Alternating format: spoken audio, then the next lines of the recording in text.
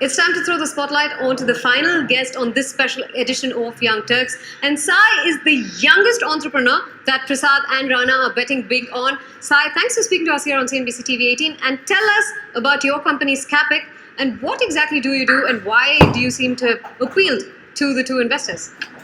At Scapic, a team of talented folks and I primarily work on trying to make virtual and augmented reality incredibly simple for brands, businesses, and enterprises to get up and running. Today, VR and AR, even though they are buzzwords and perhaps the next big thing in the industry, it's exceptionally difficult to get up and running in terms of content creation. It takes too long, costs too much.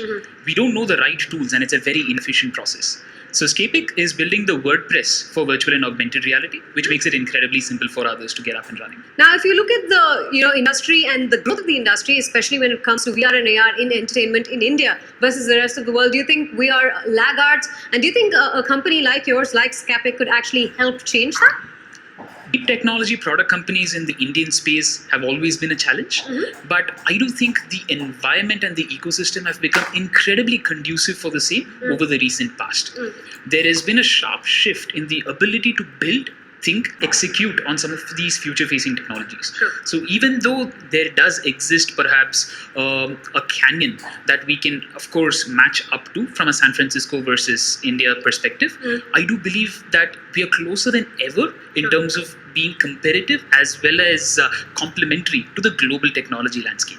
And in that process, it is fascinating to see a new breed of startups which have the ability to build and execute on tough technology challenges for industries that require these solutions. Well, Sai, if I can ask you to look into the future, and what exactly do you say your target 2025 is for Scapic, and how will partnering with Anthill Studios, how will their funding help you in achieving this target?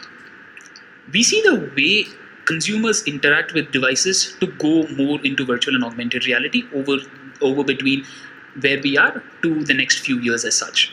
It's almost going to be as big as, say, what smartphones did to the way we use devices. So when that moment hits in, the inevitable question becomes, how do we consume media and entertainment?